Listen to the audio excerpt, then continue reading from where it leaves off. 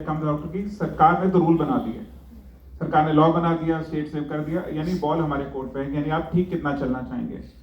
अब आपको वो लाइन मिल गई कि ठीक और गलत का फर्क क्या है। जैसे 25 साल पहले हमने किया डायरेक्ट सेलिंग, तो हमें पता ही नहीं चला कि हम 6 साल कर क्या रहे थे, वो ठीक था या गलत था। तो आप लोगों को वो पता चल गया। दूसरी बात, बिजनेस में पोटेंशियल है कि हम ई कॉमर्स, क्विक कॉमर्स, उतनी इकोनॉमी से फाइट कर सकते हैं, प्रोवाइडेड हमारे प्रोडक्ट्स ऐसे हों जो लोग चाहें। अगर वो दोनों बातें मिलती हैं, अच्छा प्रोडक्ट और quick service, I think we can be world leaders, right sir? Okay, Amrish sir, your take on this sir. Thank you so much Rahul ji for having me here. Hem Pandey sir के बगल में बैठ के बहुत सोच समझ के बोलना पड़ता है लेकिन एक चीज़ है जो मैं इस आपके सवाल को दो तरीके से जवाब देना चाहूँगा। एक तो जो अभिलाष भाई ने बोली, I think what he wants to say is that we need to cut the crap. जितनी भी कंपनीज हैं जो प्रॉपर सिस्टम्स नहीं फॉलो कर रही हैं, प्रॉपर कंप्लायंसेस नहीं है, अनएथिकल है, उनको अगर हम कट करेंगे तो उनमें से कुछ क्रीम निकल के आएगा, कुछ और निकल के आएगा जो एक अच्छी कंपनी से जोड़ेगा, and it will help the industry grow many fold. क्योंकि उसमें से बहुत लोग नेगेटिव होके इंडस्ट्री के लिए नेगेटिव हो जाते हैं।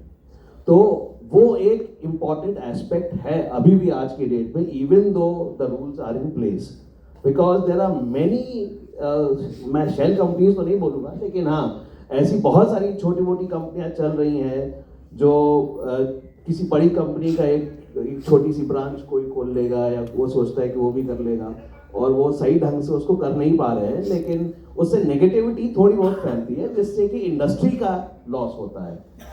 तो एक तो मेरे ख्याल से वो बहुत ज़रूरी है that we identify such companies, and अगर हम उनको उस तरीके से ना निगेट कर सकें जैसे अभिलाष भाई कह रहे हैं, तो हम इंडस्ट्री वाइज ही इंटरनली उसको निगेट करने की कोशिश करें। सेकेंडली, जो प्रोडक्ट वाइज बात सब लोग कर रहे हैं, and I am really thrilled to see a category that you introduced, that was the product category, because we definitely should be a product based industry and not an opportunity based industry। क्योंकि किसी ने बोला भी था एक panel discussion में, हम rank promotions की बात करते हैं, एक पोजीशन सेल करने की बात करते हैं, परचेज करने की बात करते हैं, लेकिन अगर हम इसको प्रोडक्ट बेस्ड इंडस्ट्री बनाएंगे, अपनी कंपनी को केवल प्रोडक्ट्स के ही बेसिस पे चलाने की कोशिश करेंगे, तो उसमें कुछ चैलेंजेस भी हैं। Let me be very practical about it, क्योंकि every product can not be sold in volumes, और जहाँ वॉल्यूम नहीं होता है वहाँ पे दिक्कत आती है। But at the same time I would go to the next level and ask the industry leaders to introduce product selling skills also.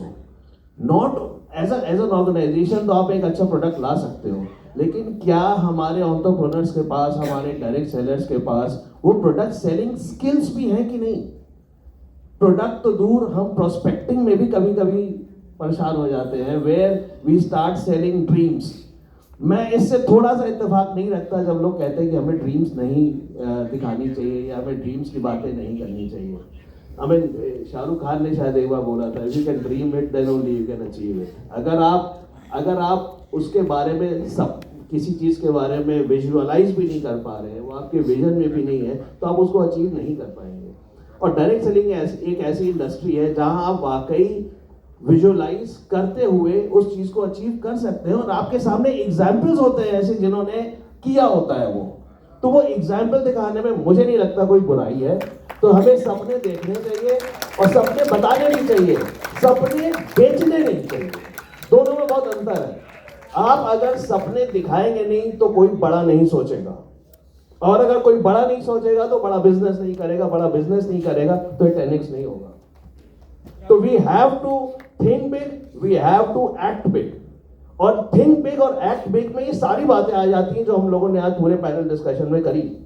आपका प्रोडक्ट टॉप क्लास होना चाहिए, आपकी सर्विस टॉप क्लास होनी चाहिए, आपकी मिस सेलिंग नहीं होनी चाहिए, आपकी जो रूल्स हैं आपको रटे हुए होने चाहिए। As leaders, as business owners, आपको एक एक उसका पार्ट, इतने भी ज्यादा नहीं है वो, आपको कंप्लीटली उंगलियों पे होने चाहिए, जिससे कि जब आप बात करें जब आप अपने कंप्लायंस और एथिक्स की बात भी करें, किसी अथॉरिटी के सामने ही बात करें या अपने भी इंटरनली भी बात करें, तो you should be very clear कि हम किस इंडस्ट्री के हैं, उसके क्या नियम कानून है, क्या करना है, क्या नहीं करना है। अगर हम ये सारी बातों का ध्यान रखेंगे, प्रोडक्ट सेलिंग स्किल्स पे भी ध्यान रखेंगे, हम नए सपने भी देखने चाहिए, क्यों ना देखें। हम सपने के लिए तो आए हैं यहाँ पे, हम सबने यहाँ पे सपना ही देखा है तभी यहाँ पे बैठे हैं, मुझे उसमें कोई बुराई नहीं दिखती। लेकिन अगर आप गलत सपना बेच रहे हैं वो गलत है। आपके सामने एक रिक्शा वाला खड़ा है और आप उसको कह रहे हो बेटा चलो तुम ये 10,000 का सामान ले लो और मैं तुम्हें उसको, sorry no offenses meant to rickshaw वाला, लेकिन उसका क्या वो थॉट प्रोसेस है? क्या ऐसा तो नहीं है कि हम उसको बेवकूफ बना रहे हैं, ऐसा तो नहीं है कि हम उसको गलत एक दिशा दिखा रहे हैं या गलत सपना दिखा रहे हैं? वो नहीं करना चाहिए। आप बिजनेस क्लैरिटी से दिखाइए, प्रोस्पेक्टिंग करिए प्रॉपर्ली, उसको पोटेंशियल दिखाइए, बताइए कि ये रास्ता कांटों भरा है, फूल नहीं बिछे हुए हैं यहाँ पे, मैं भी कांटों के रास्तों से आया हुआ हूँ। And then if he agrees, if he joins, if he still agrees to do the business, अगर हमारे पास ऐसे लोग खड़े हो गए हैं, अभी यहाँ पे मेरे ख्याल से ऑलमोस्ट सारे ही ऐसे होंगे, लेकिन जो इस ऑडिटोरियम के बाहर अगर हम ऐसे ही और लोग इकट्ठे कर लेंगे, मेरे ख्याल से 10x is not a big thing. Amrish ji ने तीनों पॉइंट